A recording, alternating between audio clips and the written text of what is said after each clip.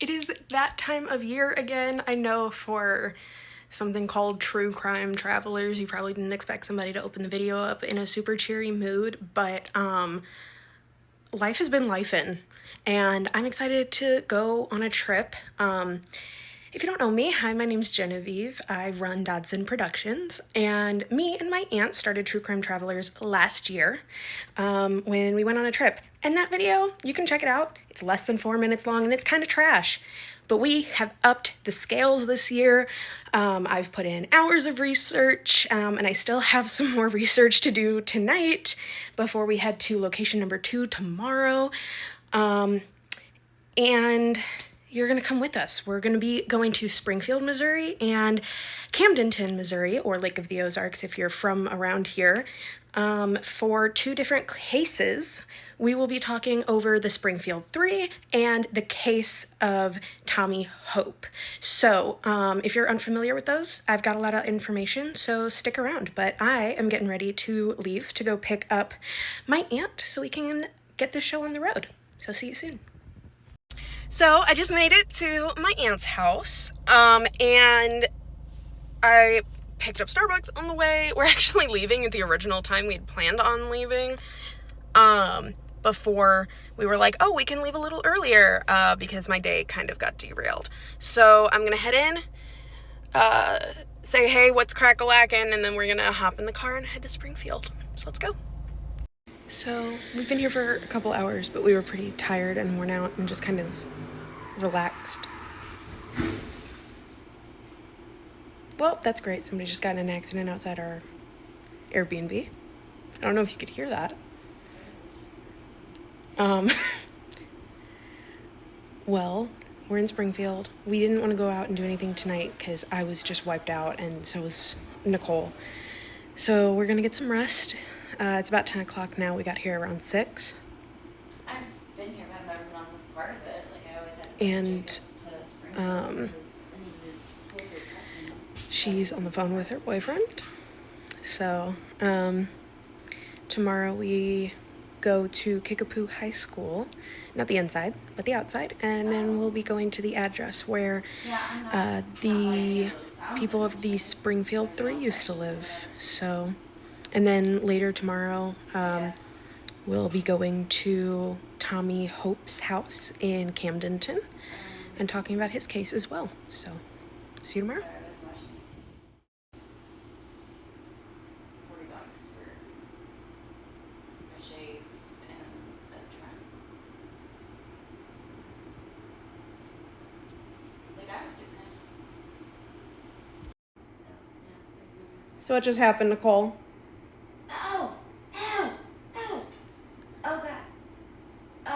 So the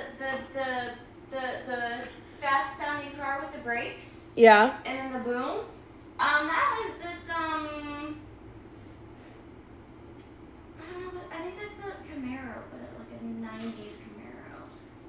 Yep, it hit a fire hydrant. Yep, that's what happened. I fucking knew it. I heard it. I'll play the audio for you because you can hear it in the video I was taking. I heard it when I was peeing. Oh, I'm coming over. This is literally going on right outside. It really is a true crime trip.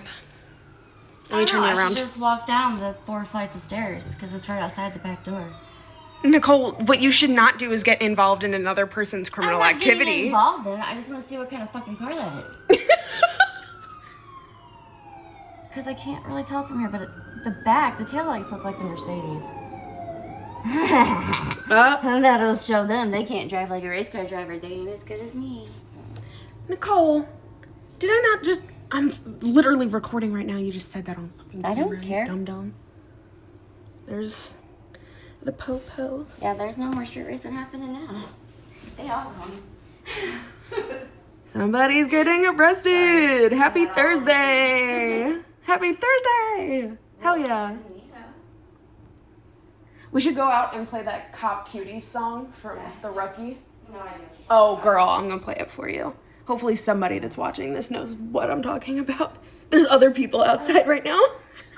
Oh, it was like a light pole looking thing, like one of those big ass metal light poles. See, I called it. I was like, that's not a fire hydrant he hit. Oh, it sucks to be there. You know what? I'm walking out there. God, Nicole. Springfield is big for sex trafficking. I want you.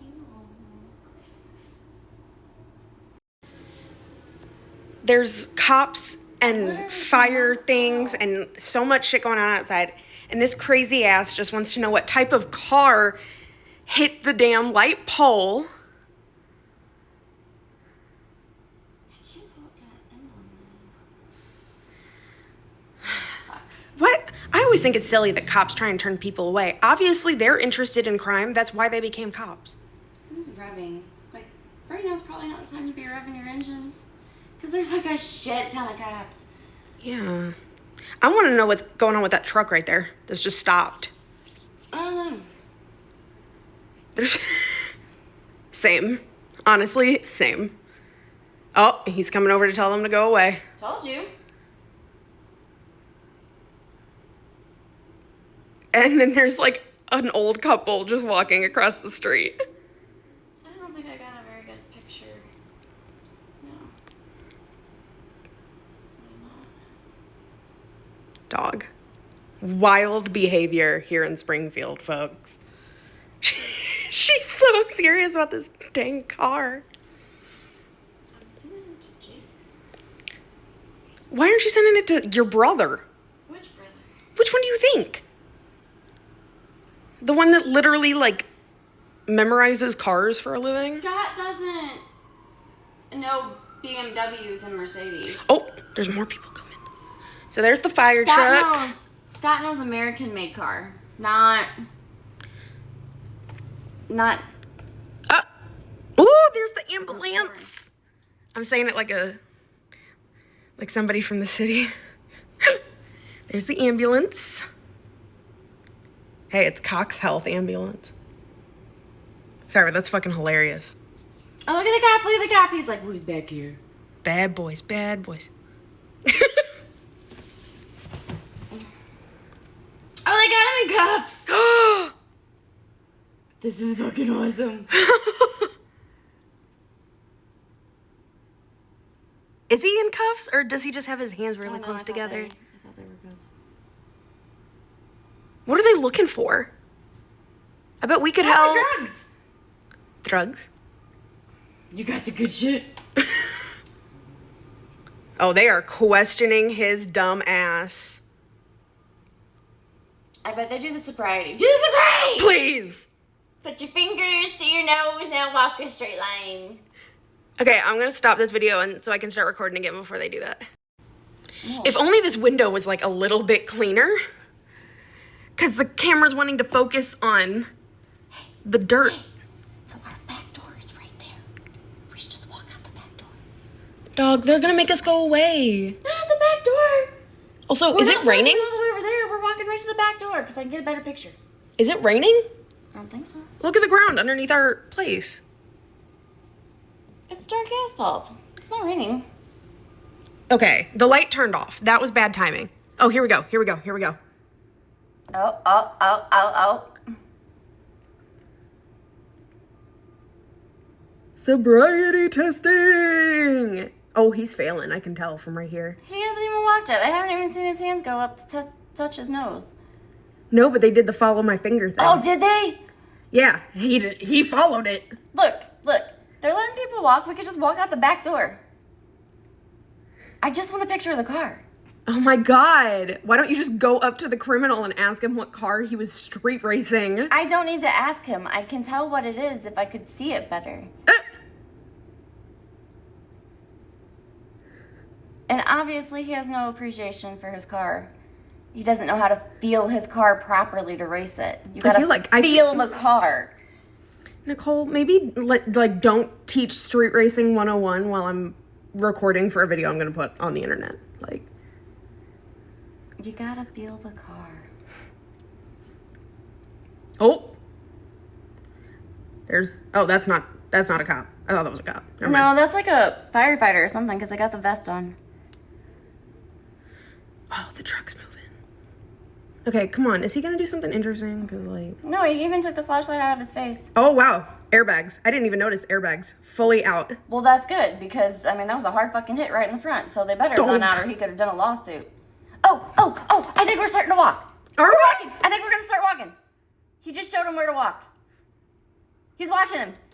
Nicole, I'm telling you right now, my phone is not going to record long enough for this. Oh, here we go.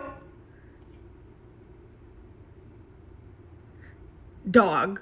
He won't even try. You're cooked. He's saying, you got to walk to there. See that? Walk to there. You are cooked. I feel like this is not. Oh, he's trying. Ah! He took one step. Okay, Oh, he touched his finger to his nose. Oh, now we're going to try and walk again. 1 foot. Look, he's showing him how to do it. The cop is showing him how to do it.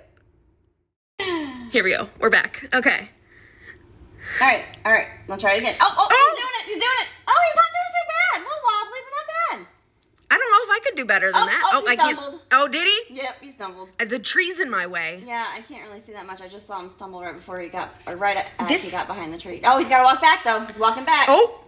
He's doing really good. Yeah, he's doing great. Yeah. Well. You did really well. I do feel like he wasn't an accident. I do feel like they will have to take him to a hospital, though, to be checked before they can arrest him. Or, like, fully arrest him. Legally. That's probably why they called the ambulance. Well, the ambulance done left. Did it? I thought it was just on... Yeah, no, it's... Is it still over there? Yeah. I hit myself in the face with that. Oh. No, it's right over there. Oh, by the parking garage. Oh, okay.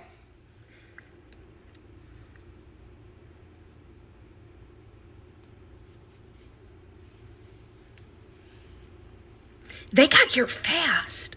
Well, we're right in the middle of town. Well, fair enough. I don't know, even the middle of my town, it takes them damn near 30 minutes. Shine that fucker right in his eyeball. Come on. Well, that's what they've been doing. He is gripping his torso. Well, yeah, he's fucking nervous as shit. What do you think he's on? Bro just slammed his car into a thing. Well, yeah, but what do you think he's on? And the car gave, and the light post did not. That is a very tough light post. Kid thought he was hot shit. And he ain't. See that woman over there walking with her husband? Mm-hmm. She is all interested in what was going on. He's like trying to get away from it. She's trying to watch. I am she. He's like, come the fuck on, bitch. Well, because that would... she's me. No, motherfucker, I want to see what kind of car that is. No, that would be me and Josh. Because Josh would be like, babe, come on, we gotta go. And I'd be like, no, come on, I want to see what's going on. I want to know what happened. We were here for it. Oh, never a dull moment. The world is full of exciting This is people. so exciting. Isn't it a two-door? It might be a four-door, actually. Oh my god, we're back to the damn car. I need to know these things. Because we literally heard it. Like, there was active street racing. Like, I saw the pink metallic I'm the guy. 350Z rolling up. I'm the cop that's just like, leaning on the car door. That's me. I'm the cop leaning on the car door. Honestly. Minimal effort, maximum reward. I'm the dude in the pink metallic fucking 350Z that, like, won the race and kept on driving. Oh, yeah, because he gets away with it. Well, maybe. Well, I feel like he this ain't guy's here. going to give him up. This camera work He could is say shaky. it all he wants, but, like, he don't know the license plate. B. I know, You better 5 give him, like, stars. 5 stars and say how excellent Bad the boys, entertainment bad was. boys. What you gonna do?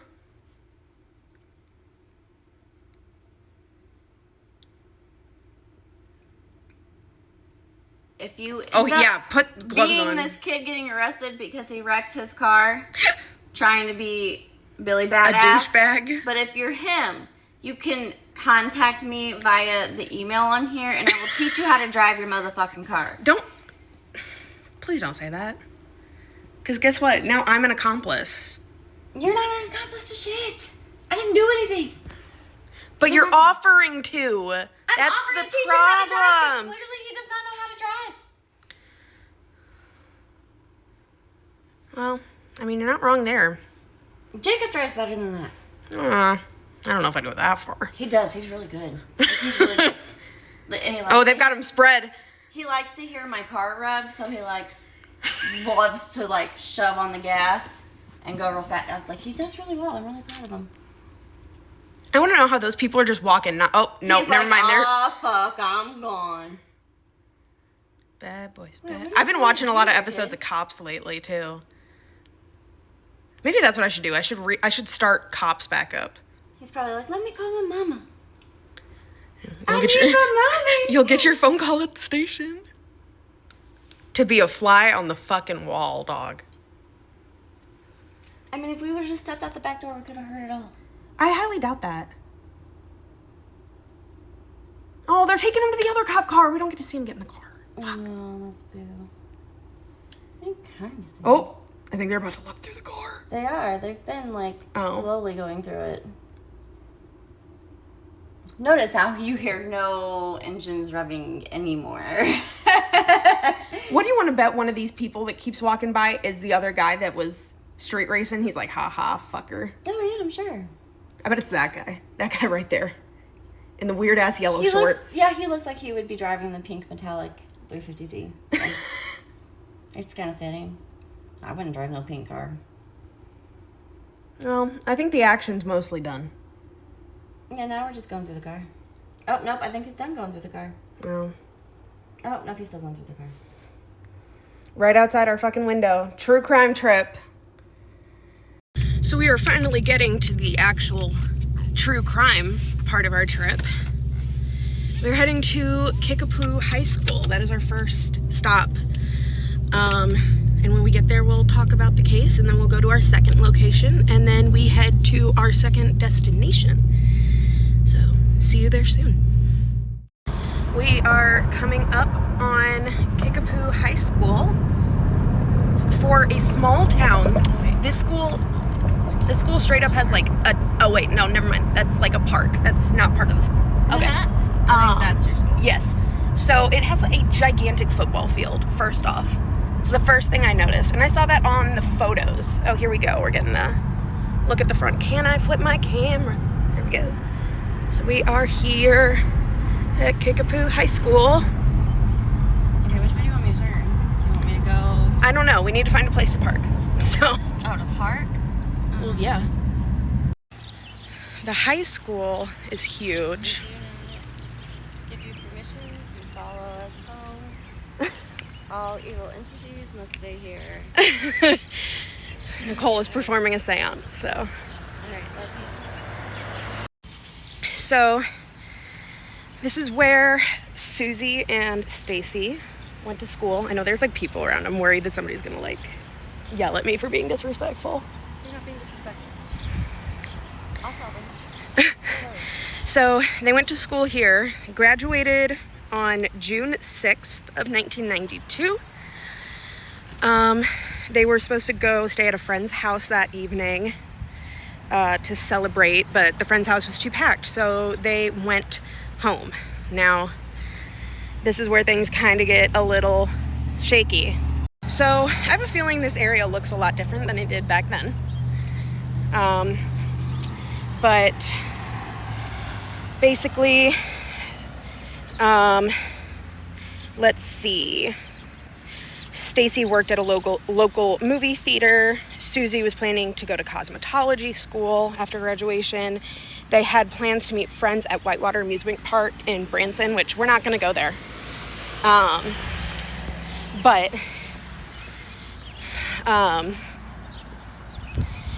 when they got to their friend's house after their little friend graduation party thing, the friend's house was just packed with family, and they decided to go home. And that was the last time anybody heard from them, saw them since. No bodies have ever been found or anything.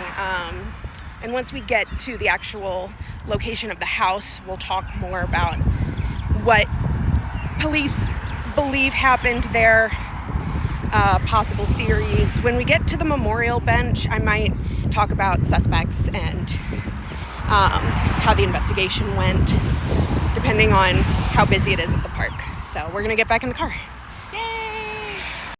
So we are here at the house. It is still kind of unclear whether or not the crime occurred on June 6th or June 7th of 1992 in the home. Let me pull up my notes. We are literally right outside, and it looks insanely different from, like, I'll put a photo here of what it looked like in 1992. Their car is probably more expensive than the house. I wonder if they purchased it as enthusiasts of the location. Quite possibly. Because they didn't, you can see the, like, light thing, the light fixture on the porch. Oh, they didn't fix it. There's no new glass on it. I see that. Okay, so I'm gonna put a photo of what the house looked like in 1992. I'm gonna put it right here. And it's probably gonna be the photo of the two of them standing in front of it. The mom and her daughter, I can't remember which one lived here. It was the mom, and the daughter lived with the mom. Well, yeah, but I can't remember which girl it was. Oh, which girl? Yeah. Brother. Yeah, I don't remember. Susie's house. So it was Susie and Cheryl that lived here at the time. So it's probably gonna be that photo that has them in it. I also found this house listed on Zillow. Might put some photos of the inside of the house in there as well to compare to the crime scene photos. If you're not interested in any of that, just keep going. But this is what the house looks like now. So very different from 1992. They've kept, like, the little carport thing, and the loop in front of the house is still there, but it's not as prominent. The grass isn't as well taken care of. The trees dead. The light fixture that was broken that night is still broken. It is. You can see, if you look up there, the light fixture has no new glass on it, which is honestly wild, which is why I think it might be crime enthusiasts that live here, or at least somebody that is aware of what happened here. I mean, they would have to be to buy the house. Like, they have to tell you when a crime occurred in the house. They have to tell you if a murder occurred, not a kidnapping. There's no murder. I mean, it was a murder, but it was not at the house. Well, there was possibly a murder. Okay. So, like I said, when we were in front of the high school, they had plans to go to Whitewater Park, an amusement park in Branson, the water park there, that's part of Silver Dollar City, to celebrate graduation on June 7th. The girls return to Susie's house, but the next morning no one hears from them. Their friend Janelle decides to go to the house to see what's going on, and this is where things get interesting. This is what Janelle and her boyfriend found. The cars were in the driveway. The mom's car was in the carport. There was broken glass on the porch from the broken overhead porch light. And I can't remember if they said this or not. The door to the house was either slightly, like, cracked, or it was just unlocked. But a lot of people around that time, when they've been interviewed and stuff, have said that at that time, you didn't really lock your doors. It wasn't like it is now, where everybody, locks up their house. It was 1992. You could leave your doors unlocked and not worry about nothing. You could be an 8-year-old and walk on the street and nothing would happen. Like, it was 1992. Yeah. Little worries. So it was a different set of circumstances then. So Janelle's boyfriend cleans up the glass that was on the porch and drops it in the grass near the fence of the house. The house seemed untouched at first, but this is another interesting part of it. There were 2 phone calls while Janelle and her boyfriend were there the first time. They were said to have very vulgar and sexual comments being said, but at that time, caller ID was, like, pay to have. So they didn't pay for it. They didn't have it, which means when the cops later were investigating, they could not find out who had called. So then they decided to leave. Yes. So Janelle and her boyfriend decide to leave. But by 5:30 that evening, Stacy had not talked to her parents, and that was just not normal for her. So Stacy's mom decides to go back to the house, and around that time, Janelle and her boyfriend decide to make a stop by again as well. This is when they kind of look around a little bit more. So when they enter the house... Wait, is this it? No. This is the house. Yeah, that's a house. Bro, you better get when they enter, they go upstairs, I think, or there's no upstairs. They go to Susie's bedroom, and they find all 3 girls' purses, as well as the clothes that Stacy was wearing the day before. Those clothes were folded and stacked like she was getting ready to go to bed, and left on the dresser. But the purses were left in a row on the floor next to the door. In there, all of their belongings, including including their IDs, makeup, and water park necessities were left behind. It was also mentioned that another concerning piece of this that made them realize that it was definitely a crime and not just some accidental, like, emergency leaving the house sort of thing, was because Cheryl's cigarettes and lighter were in her purse, and she was, basically they said that she was a chain smoker, so she would not have gone anywhere, even in an emergency, especially in an emergency. Even if probably she wasn't a chain smoker. Smokers don't leave without their cigarettes. Yeah, that's the thing. Yeah, so that's when they call the cops. We are almost at the park. This must be good. By the time the police are called, more people have shown up to the house, and it has been 12 hours since anybody, at least 12 hours, since anybody has seen them. Oh, fuck me, Brennan. This fucking a-hole. Well, actually, I'm the a-hole of them. We're trying to figure out where to park in this park because we're very confused. We're kind of turned around. So we're very, very turned around. Yeah. And I don't even know how to get right now. So, I can't see. There's a bush. So, we're coming back to it. I want to turn around and actually we've had to do this every stop we made. What? We don't know where we're at and what we're doing. We're living our best lives. Sure. Okay, so as I was saying, it's been 12 hours since anybody has, at least 12 hours since anybody has seen any of the girls, or the mom. After 48 hours, the town becomes concerned. Flyers are passed out, put in shopping bags, billboards are made. The story gains national attention and started talking about on the news. The officer on the scene says there was no signs of foul play, but it does not seem like anybody, like people left of their own accord. Let's see. Nothing in the home was damaged or out of place. No signs of a struggle. It looked as though the bed had been slept in, but the girl's clothing and jewelry was left behind. There was money left in Cheryl's purse. Now we're right. Now we're good. Okay. Cheryl was recently divorced, so they looked at her ex-husband. Janelle said the voice that was on the phone, even though they couldn't identify it, did sound teenish. They also looked at Cheryl's older son, Bart, who was known as the black sheep of the family. Susie had lived with him for a short period of time, but he had alcohol issues. And he was just an unreliable person because he could be known to be physically abusive at times. In a minute. I just want to finish this. They also looked at Dustin Rector, who was Susie's ex-boyfriend, as she was about to go on the stand to testify against him and his friend Michael Clay. And Dustin had previously said that he wished the girls were dead. So now we're going to get out and go to the Memorial Garden. So here we are at Victims Memorial Garden in Phelps Grove Park. Oh, I almost dropped my Apple Pen. Or pencil, whatever it's called. We're looking at benches because I'm pretty sure this is not just a memorial garden for them. It's also a memorial garden for other victims of crime in the area.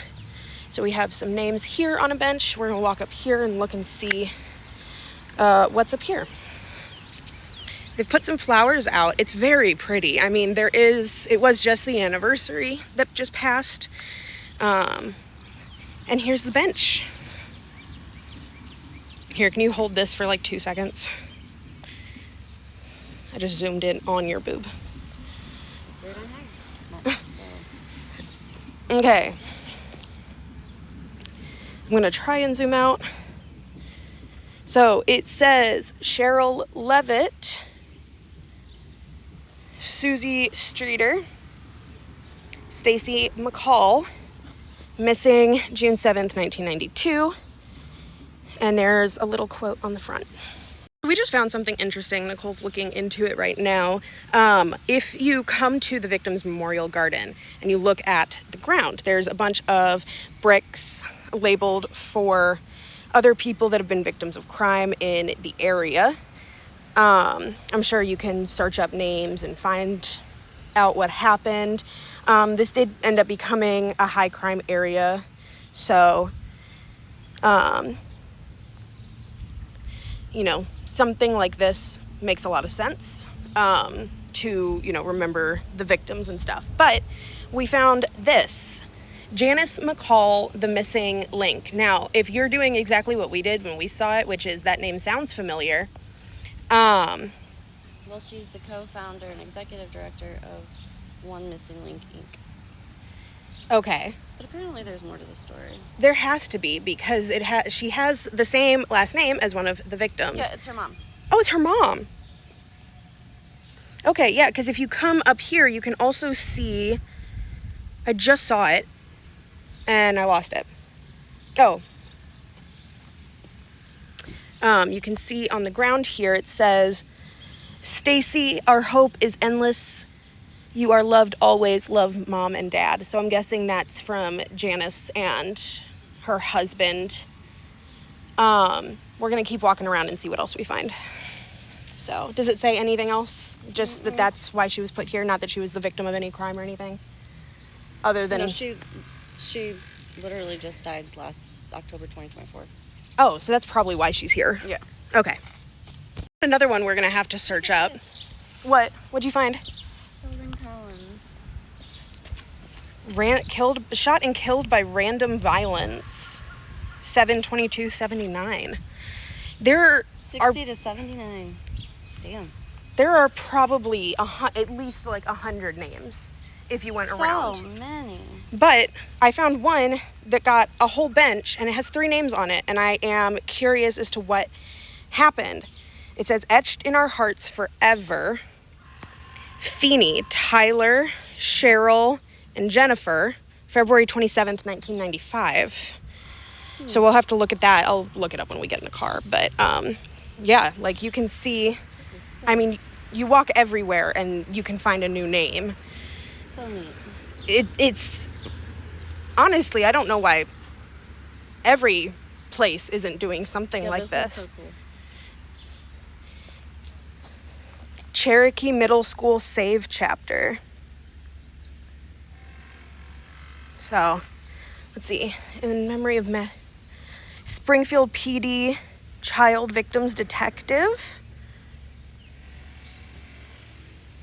And then we have a 9/11.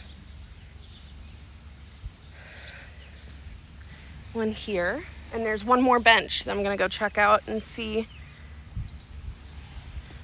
what that's from. Another group of names that I just found that match here too. Braden Siebert, Kimberly Siebert, and Jamin Siebert. I'm probably butchering that, I'm sorry, but there's a lot of stuff for cops around here too that did a lot. Jamie Evers. I'm trying to clear it so we can see.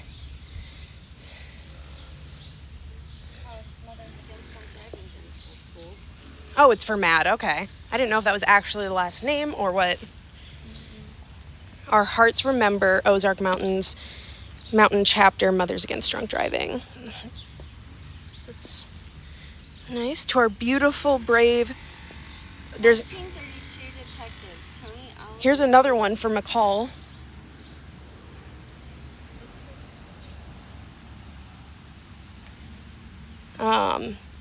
It looks like they've put a lot here for Stacy. Tabitha Clark, survivor of a drunk driver. So we found one for the 1932 detectives. Yes. And what did you say they were killed? Killed in the line of duty during the Young Brothers Massacre. Wow. I feel like we could do a million Like stories yes. here. Like this is just... I kind of want to take photos of all of every single brick. I know, that's what I was going to say. Like, if you should just, take a video of it all and we can still shot it or like something. Jeez. Jennifer McDarris, 63 to 17. Harmony House. News reporter, fair coverage of cases and victims. Right here, Barbara Clauser. We have a victims advocate. There's a lot of people mentioned for victims advocacy, sheriff's department, police officers, detectives, sheriffs.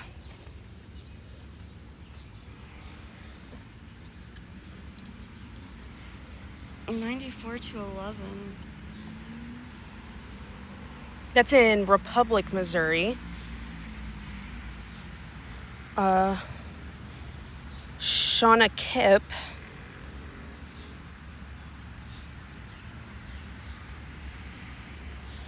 There's also this big, I don't know if you'll be able to see it on video. I'm going to try and zoom in. But there's a big thing over there that I think is a memorial for somebody that we'll have to look at before we head back to the car. Oh, I am doing a terrible job of being a camera person. So we're looking into this one right here that says Weston T. North. Weston North, 17, idolized Gabriel Roach, who was 18 on December 31st, 2011, when he stabbed North to death in a ditch after North fled from Roach's first attack. Oh, so he survived like somebody trying to kill him? Is that what it's saying? No, he was stabbed to death. Oh. Yeah. Never mind. North was stabbed to death. Wow. This is insane. Like I said, there's like so many people here. Like Shirley Jane Rose. I said Shauna Kipp before. Chris Holden, founder of the Victims founder of the Garden. Holdren, my bad.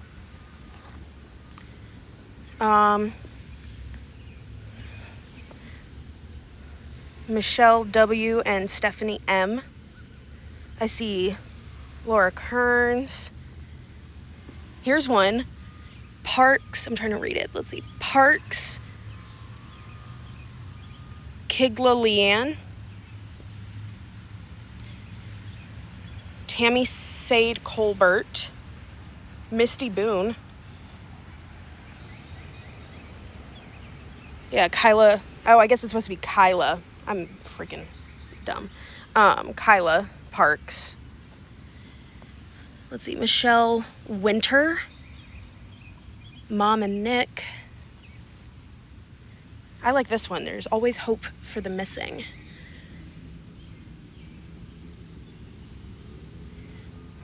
I mean, William Robert Small.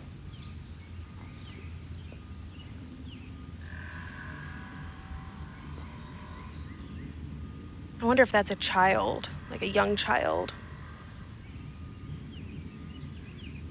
Kinsley Kilgore.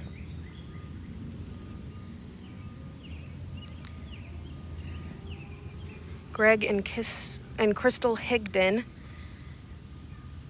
Tammy Sade. Corey Esty. Says, Stacy, we miss you and love you always. Thinking of you, Meredith and Corey. Stacy, 25 years with no answers. Someone knows. Love you. Stacy, believe in hope of a new day dawning. Wow. I think it's what interests me about this too, though, is that there's like multiple bricks laid out for Stacy. But the only thing that I can see that has Cheryl and Susie on it is the bench. So, I don't know. That's just interesting to me. I feel like, I mean, they were obviously taken together. I feel like you would put as much memory into one as you would all. But, I don't know. I'm trying to figure out that one. Kelly Rogers.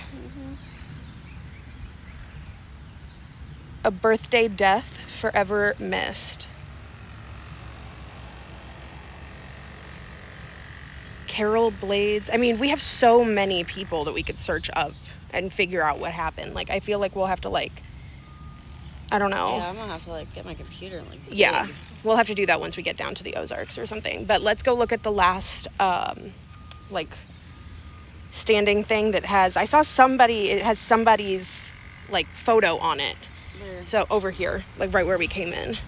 So I want to see we'll walk what down. that's about. So this is signs about the people that this place is named after.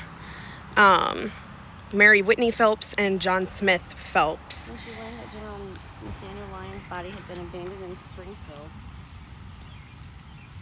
After the Battle of Wilson's Creek, she made arrangements for a coffin and concealed the body until relatives arrived from Connecticut to claim it. Wow. Wow. Good for her. She was quite the lady. She was. Good job, Mary. You're a bomb-ass lady. Yeah. Looks like he was just a representative of Congress.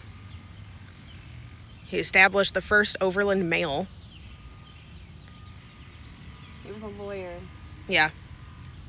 He was governor of Missouri from 1877 to 1881.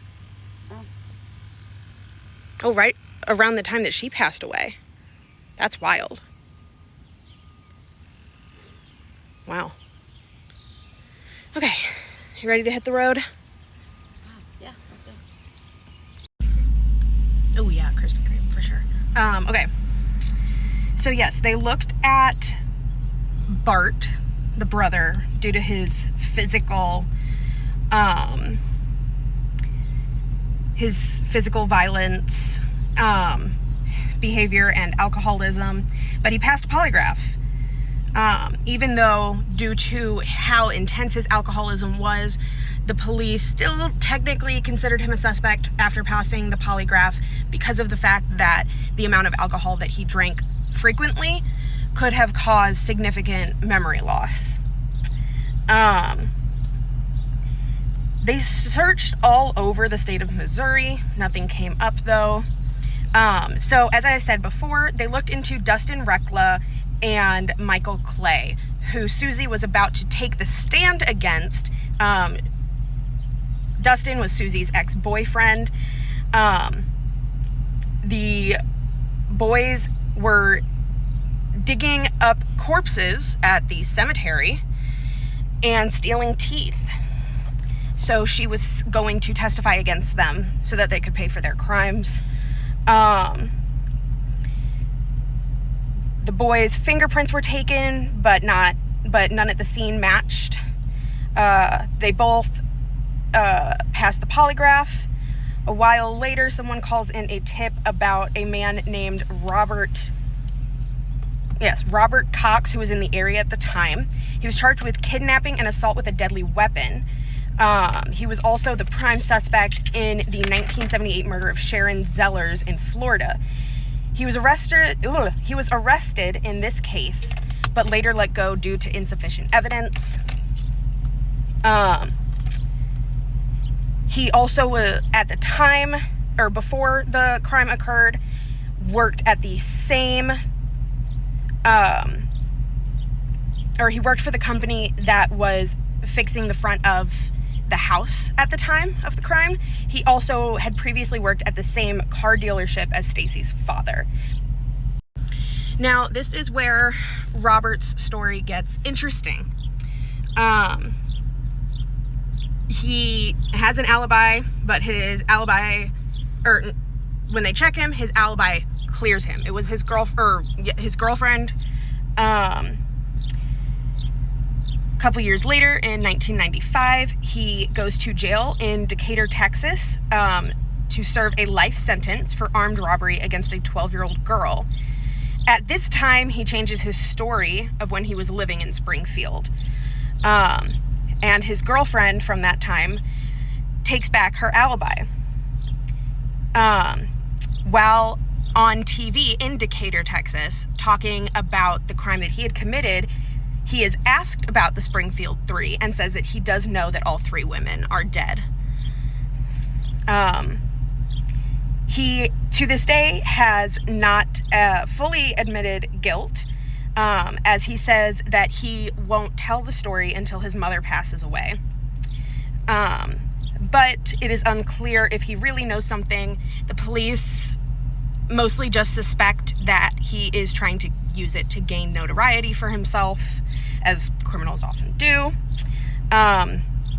After 5 years, the case went cold, and police decide not to move forward with the investigation. But even though the case is closed, or the case is cold, it is not closed, and they are still accepting tips and investigating tips. So if this sounds familiar to you and you know anything, please call the Springfield Police Department. I will put their phone number in the description. As I said before, dude, I'm like, this is like serious too. It's like criminal shit. As I said before, the girls were taken from the house against their will, either with the use of weapons or by a familiar perpetrator. There was a possible ruse used to lure them out of the home. And Cheryl was recently divorced and had just purchased the home. There's a lot to take in here. If you want to watch something on this, there's the series People Magazine Investigates. They did an episode on this case, and I will put the title of that episode and the title of that show in the description as well.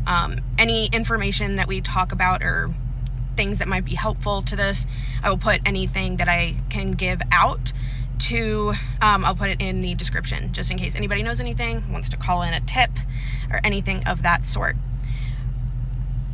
Now for the more interesting bit, since I can only record in 3-minute increments, who do you think did it? Or what do you think happened? I think somebody they know must have taken them. Yeah? Where do you think they were murdered? Do you think? But I feel like there had to be more than one. Because agreed. It seems like there was a bit of a struggle with the light being broken. Do I think they were murdered? I think they were kidnapped and murdered, yes. Yeah. And my theory is kind of out there, so I'm not going to fully talk about it in this video because I'm going to make a separate video on it completely. But there's a case of a bunch of missing, and 2 of them ended up being found murdered women from all around Missouri. I just have this inkling that there might be a connection just because there are a lot of similar characteristics and factors with this case and those cases. But that's a conversation to have a different time. We're going to grab breakfast and head down to the Ozarks. Well, we're in the Ozarks, but head down to Camdenton. Bye. So we have made it to Camdenton. We are at the first location of 2 locations here that we're going to go to discuss this case. This is the case of Tommy Hope. Now, Tommy Hope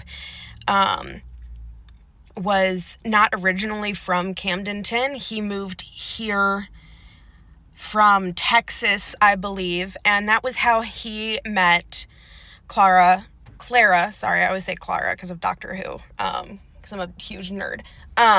Clara Rector. Now, Clara Rector was also not from Camdenton. She was originally from California and was adopted into a family that later moved to Camdenton.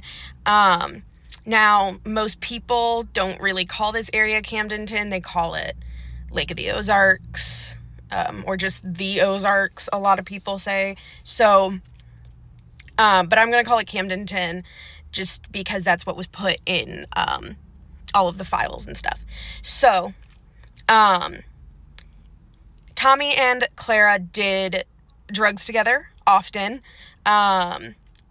And Clara was trying to get clean, or so she said to her husband, because her husband asked her to get clean for their kids. And this happened in, I'm going to make sure I get the date right. This happened, the date he was killed is not officially known. His body was found on April 28th, 2004. Now, he was found because he didn't show up for work, and he was never late for work even, so him not showing up, everybody was very concerned. So 2 people, a friend of his, I believe, and somebody he worked with, if I'm not mistaken, came to his house to look for him. They were able to get inside, and they found him dead on the floor in a pool of his own dried blood. He had been stabbed multiple times, which is bleeding out is ultimately what killed him. They called the police, but there wasn't enough definitive evidence to prove exactly who had committed the crime. And honestly, this one could be very similar to the Springfield Three if it wasn't for a very important man that comes up later in the story, that we will talk about at stop number 2. And yeah, he is the reason that this case ultimately was solved. But we're in the area where his home used to be. My aunt ran inside a McDonald's that is over here in order to use the restroom. And then we're going to kind of walk around a little bit, possibly, and try and figure out where his house was. This area used to be full of houses, and now it's a lot of businesses. It's mostly businesses until you get further down on this road, and then you get to the houses. So we're going to try and figure out where his house either is or used to be. And so you'll see us then. So it looks like the homes are no longer here. Where the house was, or at least where we consider it was, is, let's go back to the car, is right behind me at this garage. So clearly no house is here anymore, which makes sense. This area was very different at the time of the crime. It was a high drug use locale. So it makes sense that as they tried to refurbish the town, that they got rid of the little community of drug addicts that were kind of hanging out around here. Ugh. So we're gonna get back in the car and head to church. So we are here at Bible Baptist Church in Camdenton. It's called Camdenton Bible Baptist Church. We are literally right outside, and this is the place where Pastor Jerry Sousley worked. And he, in 2013, was getting sexually harassed by Clara Rector. She was sending him messages about how she wanted to be with him. She basically wrote like a manifesto about her love for him. She is. Well, I mean, she did murder somebody, so. And so he went to the cops and said, hey, I'm being harassed by this lady. And this lady, in a moment in time, told me, hey, I murdered somebody like 10 years ago. I feel awful about it. And basically the story that she told was that she had basically gone to his house in a moment of weakness during her recovery from drugs, looking to get high with him. He said no because she, I believe, still owed him money. And now this is where the story is kind of iffy. So she says that he came after her when she refused to leave his house. Cops are still iffy on whether or not he actually attacked her, but one thing led to another, and she ended up stabbing him. And then when she returns home, her husband, Jason Rector, is already on the porch, sees her covered in blood, basically asks what the hell happened, and she says, I killed him. I killed Tommy.